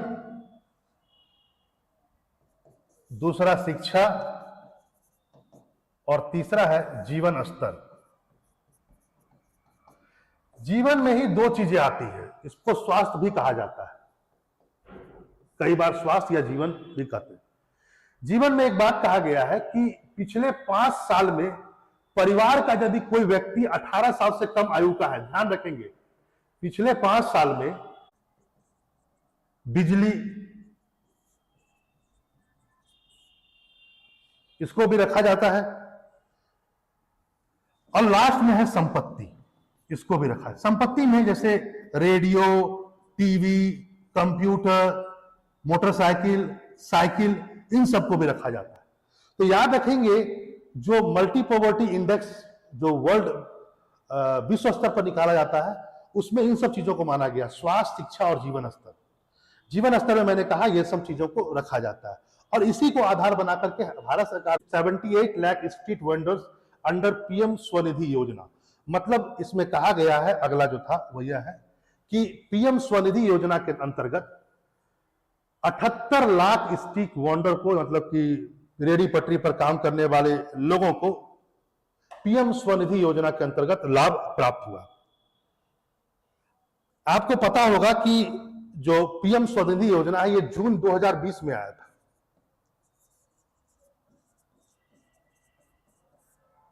ध्यान से सुने। और इस योजना में कुछ बातों को कहा गया। बातें क्या कहा गया, ध्यान से सुनिए। बातें यह कहा गया है कि सरकार ने बोला है कि 3 स्तर पर हम लोन देंगे, 3 स्तरों पर पीएम स्वनिधि योजना के अंतर्गत। पहला स्तर उन्होंने यह कहा कि हम 10,000 रुपए का लोन देंगे, उसको क्रेडिट देंगे।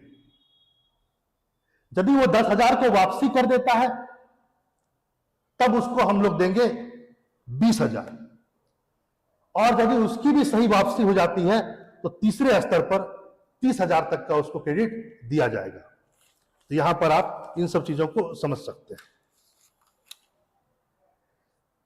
यहां पर एक बात और भी ध्यान रखेंगे, वो यह है कि यह जो है पीएम स्वनिधि योजना, जो मैंने कहा स्ट्रीट वेंडर, फेरी वाले, शहरी क्षेत्र में फेरी वाले, और एक तरह से कहा जाए रेडी पट्टी पर काम करने वाले, लेकिन ग्रामीण क्षेत्र को भी इसमें कवर किया गया। ग्रामीण क्षेत्र के लिए वर्ड यूज किया गया पथ विक्रेता।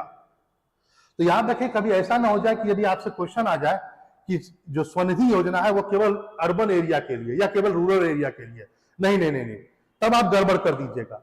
ध्यान रखें ये दोनों एरिया के लिए, अर्बन के लिए भी है और रूरल के लिए भी, ठीक है। तो इसको आप, और दूसरा है ये फुल्ली फाइनेंस्ड है ministry of housing and urban affairs, यहीं पर आप समझ जाइएगा, गड़बड़ हो जाएगा।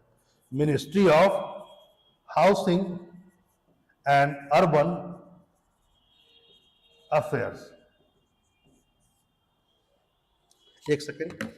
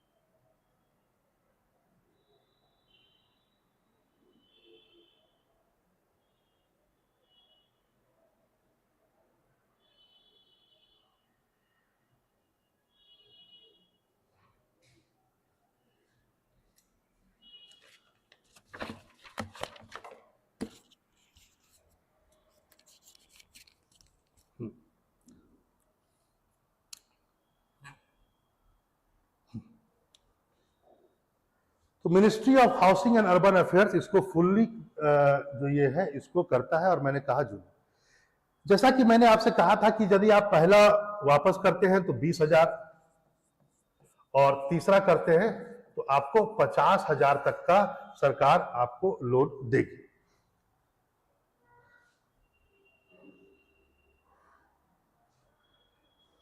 माना जाता है कि 78 लाख स्ट्रीट वेंडर में से 2.3 लाख को तीसरा बार तक का क्रेडिट दिया गया, मतलब इनका परफॉर्मेंस अच्छा रहा। तो याद रखेंगे इस बात को, यहां पर इस फैक्ट को भी आप ध्यान में रखेंगे। चलिए अब आगे बढ़ते हैं और चीजों को देखते हैं।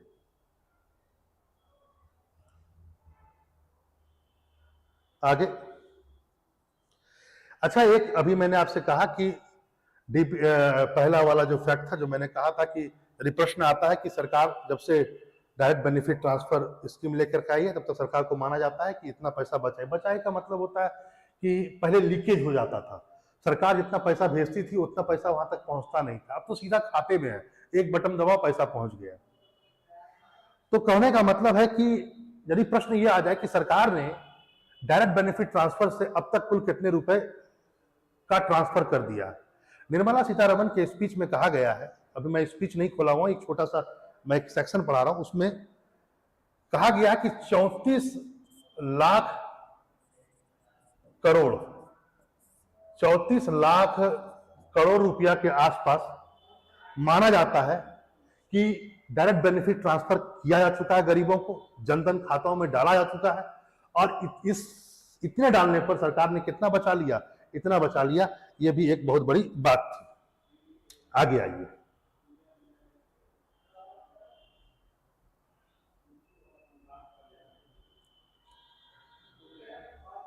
आगे आइए।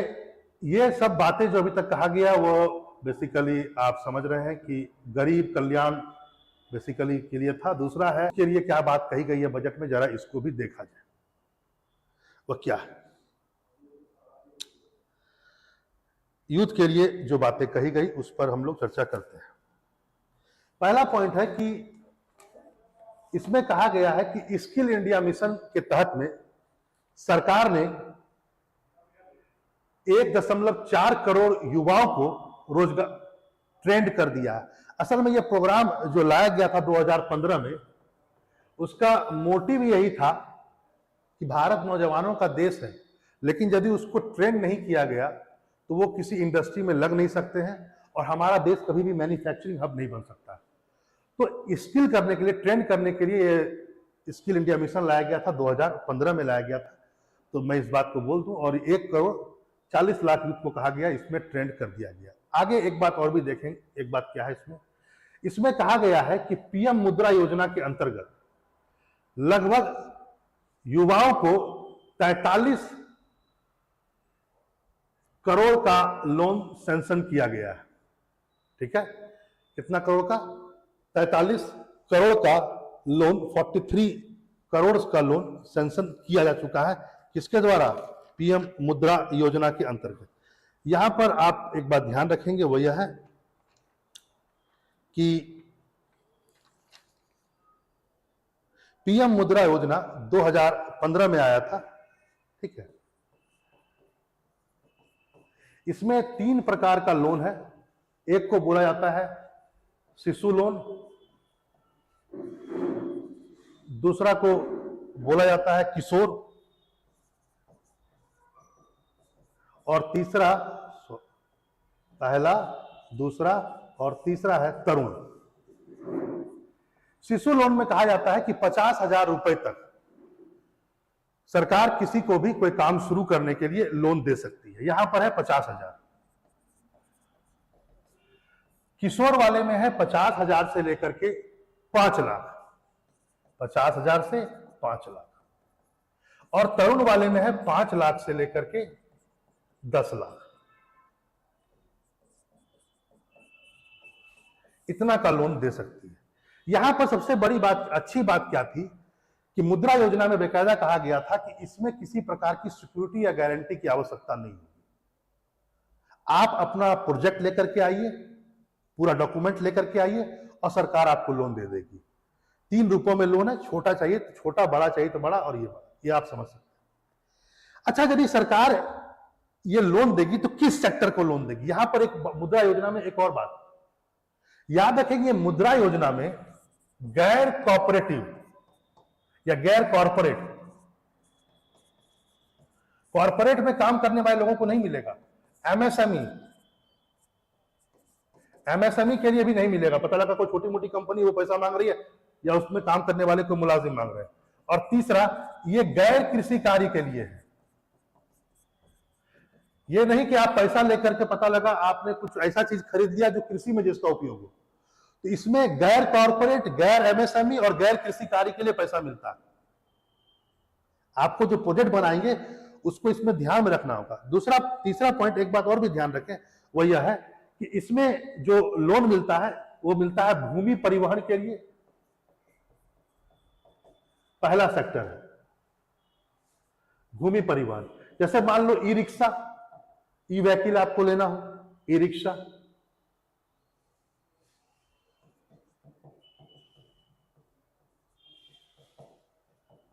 या पता लगा कोई छोटा मोटा आप कोई कार लेना चाहते हैं, सेकेंड हैंड लेना चाहते हैं, ड्राइवरी करना चाहते हैं, तो इस सब चीजों के लिए पहला।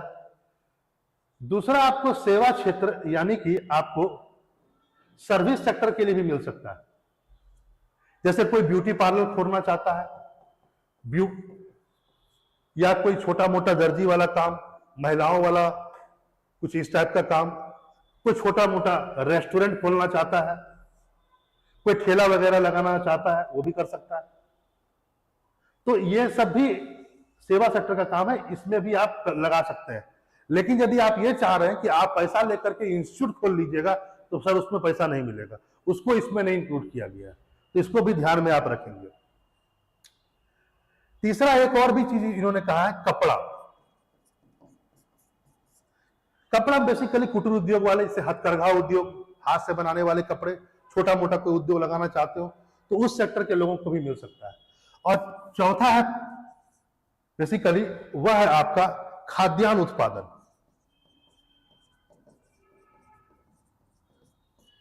जैसे कोई पापड़ वगैरह बनाना चाहता हो, अचार बनाने का बिजनेस स्टैब्लिश करना चाहता हो, तो इन सब चीजों के लिए आपको मिल सकता है। तो किस कैटेगरी में आप आएंगे उस आधार पर, ठीक है। तो परिवहन क्षेत्र में, लेकिन भूमि परिवहन के लिए, सेवा क्षेत्र में, सर्विस सेक्टर को मिल सकता है, कपड़ा छोटा मोटा हथकरघा उद्योग के लिए, और खाद्य उत्पादन जैसे पापड़ वगैरह के लिए भी आप इसमें लोन मिल सकता है मुद्रा योजना के अंतर्गत। 3 प्रकार के लोन है, वो आप पढ़ चुके हैं। आगे आइए, इसमें एक और वर्ड भी लिखा हुआ है, जरा इस भी आ जाइए। लिखा गया है कि इस बार के बजट में पीएम श्री एलोकेशन जो किया गया है पिछले बार से ज्यादा है। पिछले बार 4,000 करोड़ रुपए खर्च किया गया था और इस बार 6,050 करोड़ रुपए खर्च किया जा रहा है पीएम श्री योजना के लिए। पीएम श्री योजना ये बेसिकली स्कूल्स को अच्छा डेवलप करने के लिए और बनाने के लिए किया गया था। और इसका फुल फॉर्म ये है प्रधानमंत्री स्कूल राइजिंग इंडिया, है ना। बेसिकली प्रधानमंत्री स्कूल फॉर राइजिंग इंडिया ऐसे था, प्रधानमंत्री स्कूल फॉर राइजिंग इंडिया, ये है इसका फुल फॉर्म। और सर्वपल्ली राधाकृष्णन, जो जिसके जन्म दिवस के अवसर पर हम लोग टीचर्स डे मनाते हैं, शिक्षक दिवस 5 सितंबर 2022। सर्वपल्ली राधाकृष्णन जो दूसरे हमारे राष्ट्रपति थे, और उनके जन्मदिन पर यानी शिक्षक दिवस पर 2022 में सरकार ने इसको लॉन्च किया था। और मंशा तो यही है कि स्कूल का कायाकल्प हो, स्कूल में वो हर फैसिलिटी डेवलप हो, लेबोरेटरी अच्छे बने, लाइब्रेरी अच्छे बने, स्कूल में कंप्यूटर आए, हर स्कूल को डिजिटली ये किया जाए, एक कायाकल्प है। और यह कहा गया है कि पीएम श्री के अंतर्गत लगभग सरकार की योजना है 14,500 के आसपास स्कूलों का कायाकल्प कर देना है, उनको जितनी भी बेसिक नीड्स हैं उनको पूरा करना है। ठीक है, आगे चलते हैं, कुछ और बातें करते हैं। पीएम श्री पर आपने देखा। आगे सरकार इस बजट में कुछ और अच्छी चीजें बोली, जरा देख लीजिएगा। सबसे पहले वो चीज जो बहुत इंपॉर्टेंट नहीं है वो यह है कि 2014 में सरकार का कहना था कि 773 यूनिवर्सिटीज थी, जो 2023 में बढ़कर के 1113 हो गई है। लगभग उछाल कितना का है? 400 का है। यहां पर ध्यान रखेंगे वो यह है एम्स की बात जहां तक है, तो 2014 में माना जाता है 17 एम्स थे और 2022 में 22 एम्स हो चुके हैं। अभी हाल ही में परसों का आपका न्यूज होगा कि राजकोट में एम्स का उद्घाटन कर दिया गया है प्रधानमंत्री मोदी के द्वारा। बाकायदा कहा गया है कि 2025 तक 4 अन्य एम्स का भी उद्घाटन किया जाएगा। जरूर पढ़िएगा, यहां से क्वेश्चन आ सकते हैं, आप ध्यान रखिए। दूसरा पॉइंट यह है कि आपको यह तो पता ही होगा कि पहली बार एम्स दिल्ली में ही मेन एम्स है। कब स्टेब्लिश हुआ था? दिल्ली का एम्स स्टेब्लिश हुआ था 1958 में, ध्यान रखिएगा इस बात को। ठीक है, अब आइए आईआईटी के बारे में। बजट में कहा गया कि आईआईटी की संख्या 2014 में लगभग 16 के आसपास थी और 2023 में यह बढ़ करके कितनी हो गई है? 23 हो गई है। पहला प्रश्न यह है कि जो आईआईटी वाला कॉन्सेप्ट है यह भारत में कब आया? तो याद रखेंगे आईआईटी वाला जो कॉन्सेप्ट आया है भारत में वो 50 में आया है, 1950 में। और माना जाता है पहला जो आईआईटी है वो आईआईटी खड़गपुर है। ठीक है, याद रखेंगे आईआईटी खड़गपुर, ये 1951 में स्टेब्लिश हुआ है आईआईटी खड़गपुर, ध्यान में रखिएगा। उसके बाद आईआईटी बॉम्बे आया, उसके बाद बंबई, सेकंड नंबर पर बंबई 1958 में बंबई आया।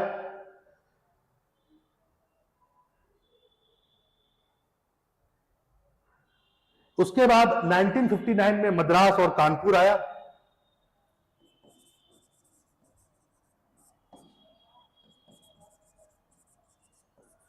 दोनों 1959। अब यहां क्या समझना है जरा समझिए। आईआईटी रुड़की, आईआईटी जो रुड़की है ये 2002 में बना, लेकिन ये जो रुड़की जो एक संस्था थी उसको आईआईटी में लाया 2002 में गया था, लेकिन वो स्टैब्लिश कब हुआ था?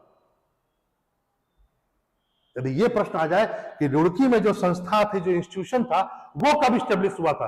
केवल उसको कन्वर्ट कर दिया गया आईआईटी में। सर ये बहुत पुरानी संस्था है, 1847 की है।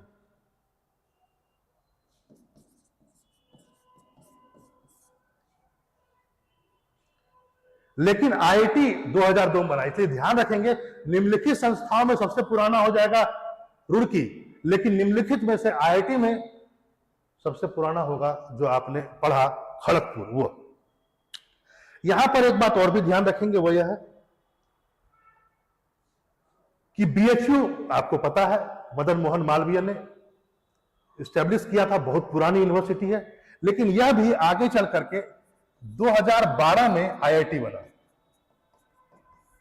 वैसे ही Indian School of Mines IMS जो धनबाद है, झारखंड में पड़ता है, ये स्टैब्लिश 1919 में हुआ था, लेकिन 2016 में इसे IIT का दर्जा दिया गया। एक बार ध्यान रखेंगे, 2016 में इसके साथ साथ जिनको जिनको दर्जा दिया गया वह है भिलाई 2016, गोवा IIT 2016 और है धारवाड़ कर्नाटका में IIT, यह भी है 2016। ये सभी बहुत लेटेस्ट है, इसको आप ध्यान में रखेंगे। ये 4 अब आप देख सकते हैं कि ये 23 में से 4 16 में ही आए हुए हैं, धनबाद, भिलाई, गोवा और धारवाड़। तब आप समझ सकते हैं ये सब बहुत इंपॉर्टेंट है, इसको भी ध्यान में आप रखिएगा। आगे बढ़ते हैं, बजट में अन्नदाताओं के लिए क्या क्या बातें की गई है, जरा इस पर भी चर्चा की जाए। अन्नदाता मतलब किसान।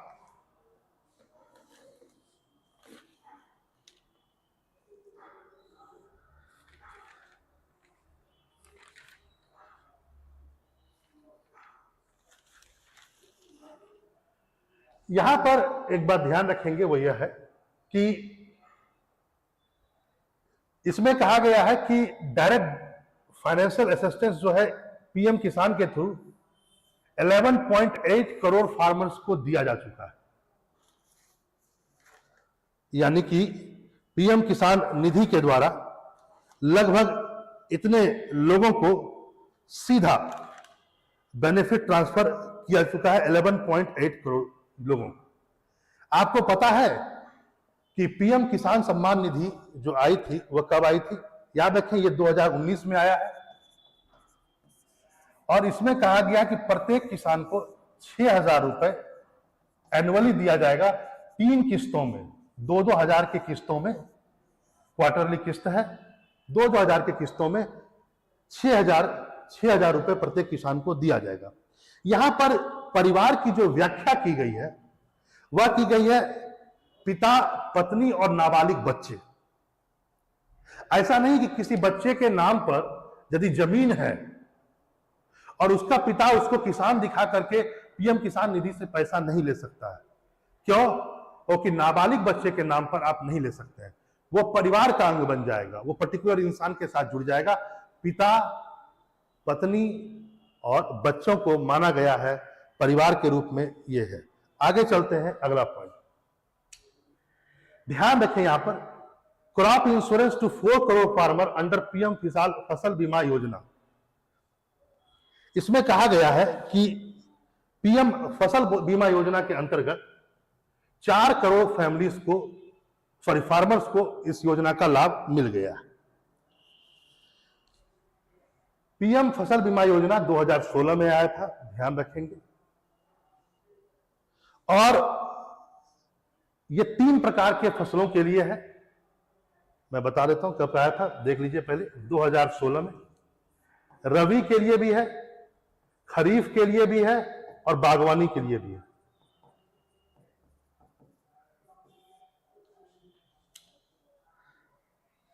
यहां पर याद रखेंगे वो यह है कि खरीफ के लिए जो प्रीमियम की रकम रखी गई है वो 2% रखी गई है,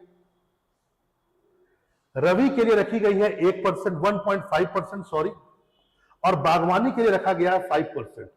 तो ध्यान रखेंगे, तो सरकार ने रखा हुआ है इसमें जो परसेंटेज रखा हुआ है प्रीमियम का, वो आप समझ सकते हैं, 1%, 1.5, 2% और 5%।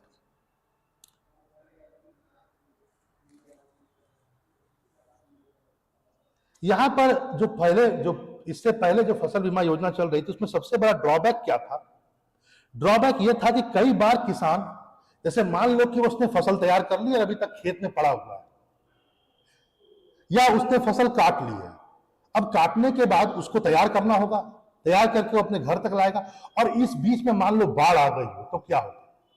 तो इसमें बाकायदा कहा गया है, इसमें क्लॉज है कि हार्वेस्ट के 14 दिनों के बाद तक, ध्यान रखें, हार्वेस्ट के 14 दिनों के बाद तक फसल बीमा का आप पात्र रहेंगे।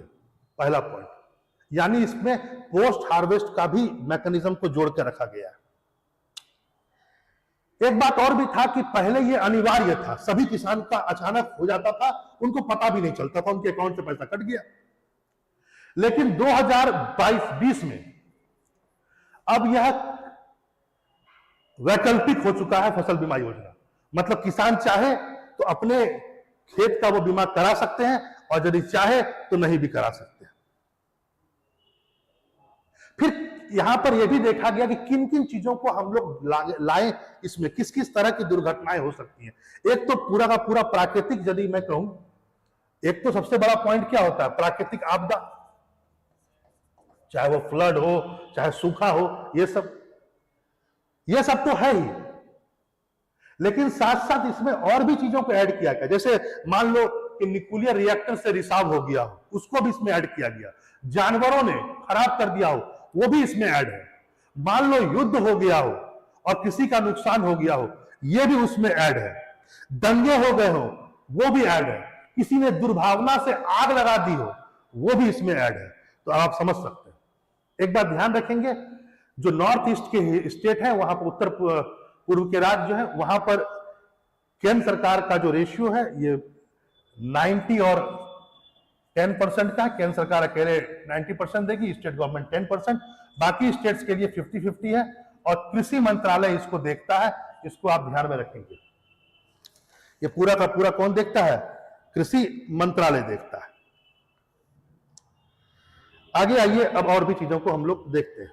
वो यह है, यहां पर एक शब्द यूज किया गया है कि व्हीट और राइस के खरीदारी में एक कंपैरिजन किया गया। जरा देखा जाए क्या सरकार ने कहा है। वो यह है, सरकार ने कहा है कि हम लोग 23-24 में 23 और 24 में जो राइस को खरीदे हैं वो 38 लाख मैट्रिक टन खरीदे हैं, जो पिछले बार से 10 लाख मैट्रिक टन ज्यादा है। और वाजिब बात है, सरकार जब खरीदेगी तो एमएसपी पर खरीदेगी, मिनिमम सपोर्ट प्राइस पर खरीदेगी। दूसरा पॉइंट, व्हीट की खरीदारी में भी इसमें इंक्रीज हुआ है। पिछला बार 188 लाख मीट्रिक टन खरीदा गया था। 23-24 में कहा गया है कि सरकार ने लगभग 262 lakh metric tonne, 262 lakh metric tonne purchase किया है फ्रॉम दी फार्मर्स। अब आप समझ सकते हैं एमएसपी पर खरीदना। एमएसपी भारत में एक समिति आई थी, बड़ा ध्यान समझेंगे, लक्ष्मीकांत झा कमेटी। याद रखेंगे एक बात को, अरे मैं लिख दूं, लक्ष्मीकांत झा कमेटी आई थी और इन्हीं के सिफारिश पर 1965 से एमएसपी आया है। जब ये प्रश्न आता है तो इसको आप लोग ध्यान में रखिएगा।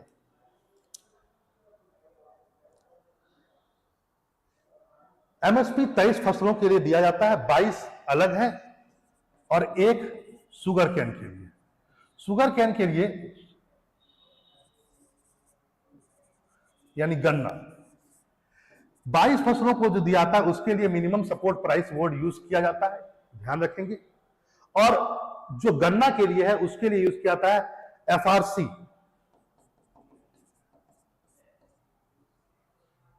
फेयर एंड रिम्यूनरेटिव प्राइस, ध्यान रखेंगे। और ये जो एफआरसी है इसको रेकमेंड जो करता है वो आर्थिक मामलों के कमेटी करती है, तो इसको ध्यान में रखेंगे।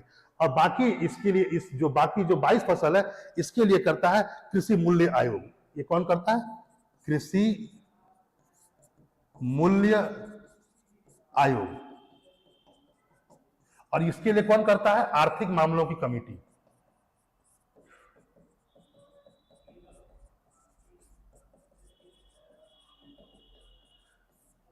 एफआरसी किसके लिए है? शुगर केन के लिए, बाकी लिए एमएसपी। आगे यहां पर एक और भी है, जरा देखा जाए। इसमें कहा गया integration of 1361 mandis under eNAM supporting trading volume of 3 lakh crore.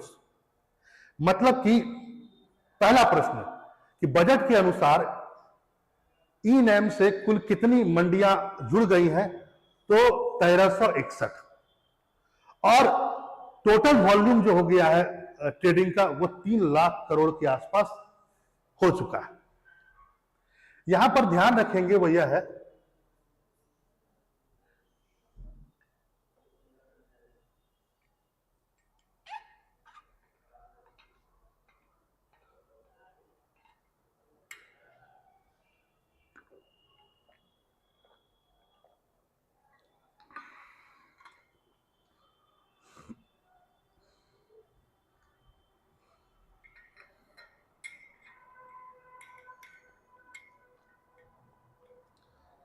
Camera भी आज धोखा दे रहा है। चलिए पानी पी लेता हूं इस बहाने। चलिए, हाँ, तो ये कभी कभी हो जाता है, टेक्निकल फॉल्ट है, बहुत सारी चीजें हम लोग के हाथ में नहीं होती हैं, तो आप भी समझ रहे हैं इस बातों को। अच्छा, एक बात और भी, एमएसपी पे बताते बताते मैं रुक गया था, तो मैं थोड़ा और ही बता दूं। यदि प्रश्न आ जाए कि एमएसपी में जो फसलें हैं वो कौन कौन सी है, तो याद रखेंगे 14 फसल एमएसपी में, वह है आपकी खरीफ, और 6 है रबी। ये हो गया आपका 10। 2 वाणिज्यिक फसलें हैं, कॉटन और नारियल। अब आपकी हो गई टोटल 22, और एक जो मैंने कहा शुगर केन वाला, वो अलग है। तो यहां पर आइए हम लोग ई नैम की बात कर रहे थे, पहले तो ई नैम पर आ जाते। ई नैम प्रोजेक्ट जो था, ये लॉन्च किया गया था अप्रैल में 2016 में।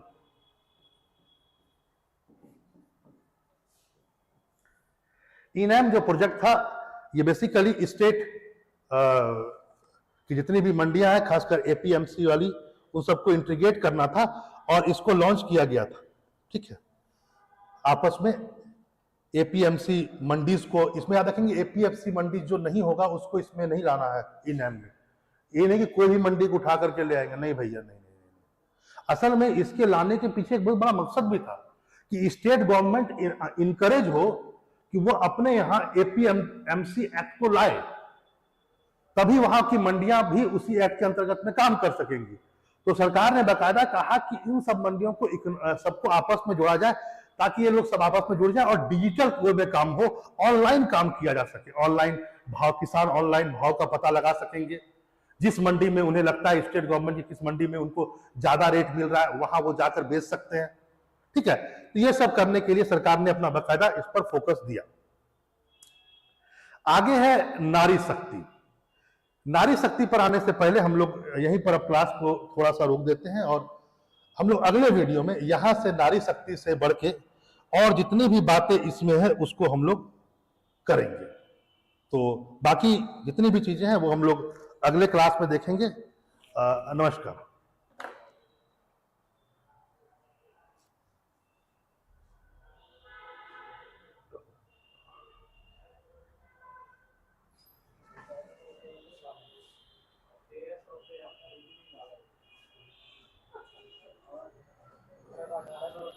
बंद कर दो।